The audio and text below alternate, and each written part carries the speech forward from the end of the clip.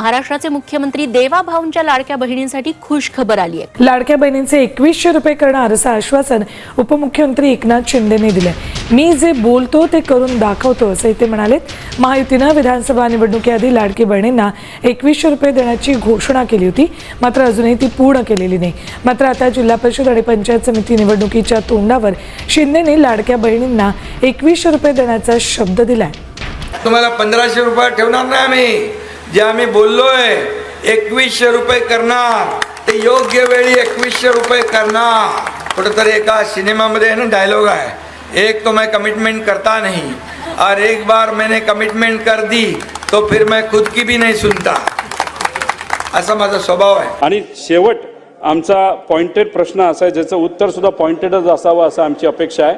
इलेक्शनच्या काळामध्ये तुम्ही शब्द दिला होता, तुम्ही विविध ठिकाणी बोलला होता की 1500 रुपयाचा आम्ही 2100 रुपये हे आमच्या माता भगिनींना तिथं तुम्ही या योजनेच्या माध्यमातून आहे ना पॉइंटेड उत्तर आम्हाला असावं, तुम्ही ते 2100 रुपये या अधिवेशनामध्ये करणार आहात का करणार नाही असं उत्तर त्या ठिकाणी तुम्ही तिथं द्यावं। पहिला प्रश्न जो सन्माननीय सदस्य रोहितजींनी या ठिकाणी विचारला, आम्ही ज्या वेळेला मुख्यमंत्री माझी लाडकी बहीण ही योजना घोषित केली त्यावेळेला अंगणवाडी सेविका ज्या पात्र लाभार्थ्यांचे फॉर्म भरतील त्यांना त्या ठिकाणी या संदर्भातले इन्सेंटिव्ह हे देण्यात येईल अशा पद्धतीची घोषणा केलेली होती। तरतूद ही त्या योजनेच्या अंतर्गत केली आणि जवळपास 31 कोटीपेक्षा अधिक जी इन्सेंटिव्हची रक्कम आहे ही प्रत्येक जिल्ह्याच्या महिला कार्यक्रम बालविकासचे जे जिल्हा कार्यक्रम अधिकारी आहेत त्यांच्या इथं जमा केलेली आहे आणि जवळपास 26 जिल्ह्यांपेक्षा अधिक त्या ठिकाणी जिल्ह्यांमधल्या ज्या अंगणवाडी सेविका आहेत यांच्या खात्यामध्ये ती जमा होण्याची सुरुवात सुद्धा झालेली आहे।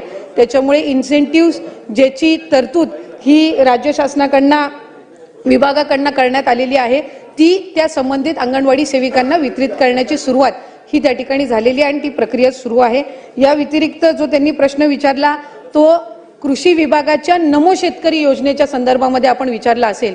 ज्या वेळेला लाडकी बहीण योजनेचा शासन निर्णय निर्गमित करण्यात आला त्यावेळेला त्या शासन निर्णयामध्येच नमूद केलेलं आहे की शासनाच्या ज्या वेगवेगळ्या योजना आहेत आणि ज्याचा लाभ हा माता भगिनी किंवा लाभार्थी घेत आहेत याच्यामध्ये 1500 किंवा 1500च्या अधिक ज्या योजनेचा लाभ, ज्या रकमेचा लाभ जर ती लाडकी बहीण घेत असेल तर ती या योजनेमध्ये पात्र होणार नाही। एक नमो शेतकरी योजना जी आहे याच्यामध्ये त्या ज्या महिला आहेत माता भगिनी आहेत यांना 1000 रुपयाचा लाभ मिळत असतो।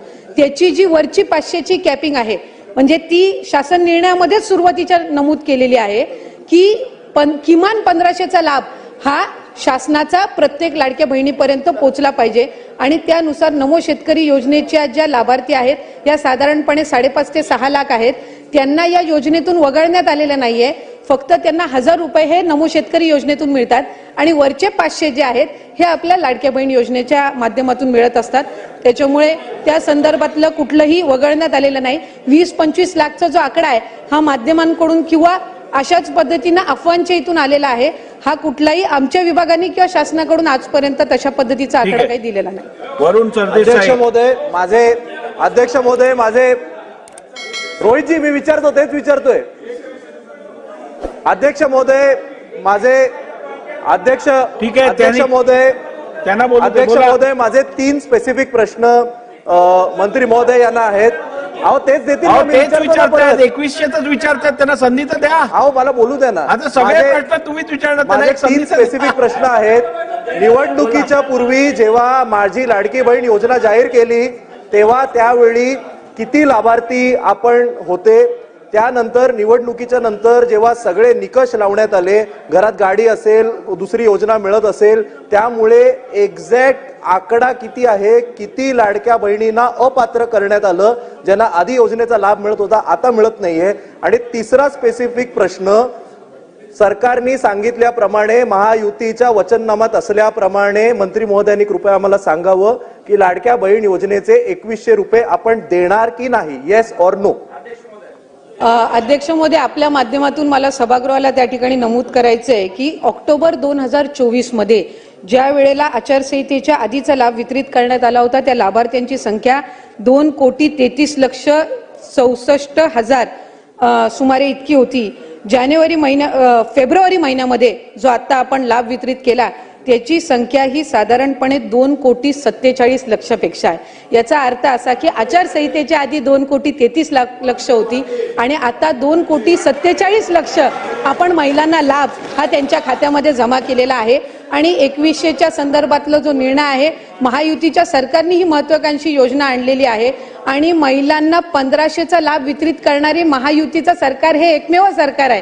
त्याच्यामुळे त्यांच्या आयुष्यामध्ये हा जो आनंद आहे हा अशाच पद्धतीने ही योजना राहणार आहे आणि 2100च्या संदर्भातला योग्य तो निर्णय आमचे मुख्यमंत्री देवेंद्र फडणवीस साहेब आणि दोन्ही उपमुख्यमंत्री योग्य वेळी घेतील।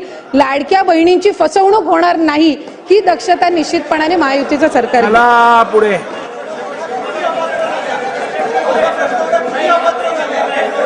चला, सगळं समाधानकारक झालेलं आहे।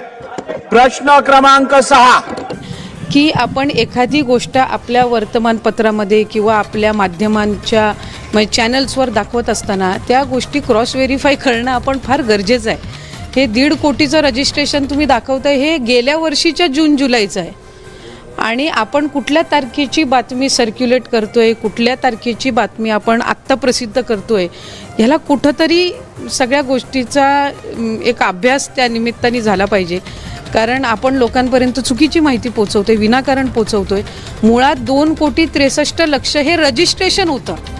2,63,00,000 कधी लाभार्थी नव्हते। 2,63,00,000 हे रजिस्ट्रेशन आणि आम्ही हे किमान 50-100 वेळा तरी आत्तापर्यंत कदाचित माध्यमांसमोर पण बोलून झालेलं आहे।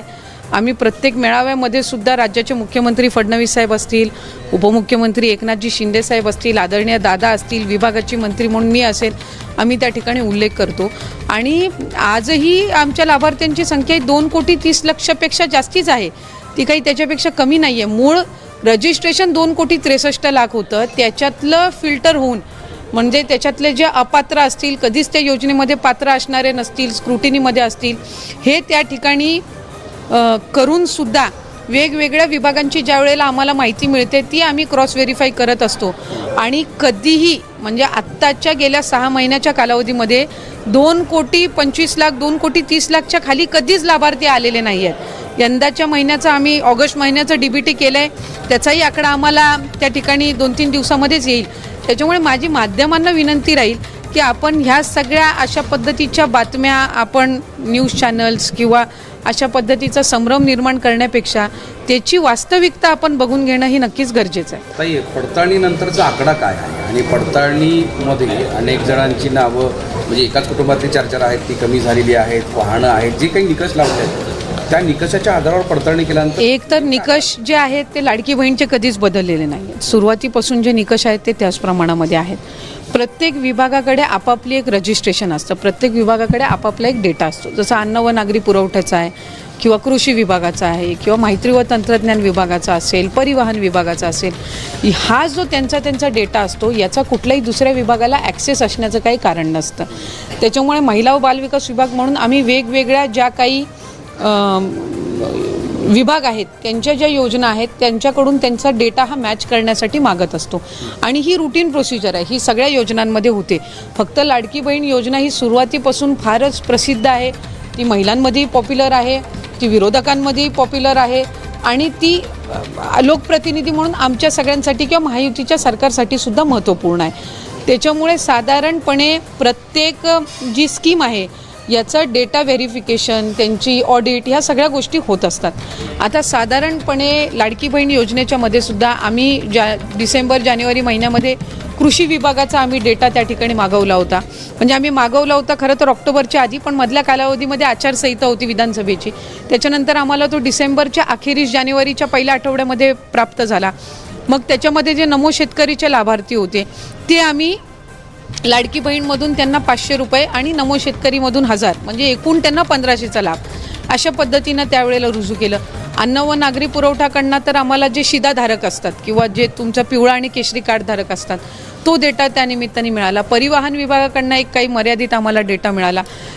IT चा म्हणजे इन्कम टॅक्सचा आम्ही डेटा केंद्राकडून मागवला होता, तो आम्हाला या आठवड्याभराच्या कालावधीमध्ये ती एक आम्हाला अपेक्षित आहे की त्याचं एक इम्प्लिमेंटेशन विभागाकडून त्या ठिकाणी होईल।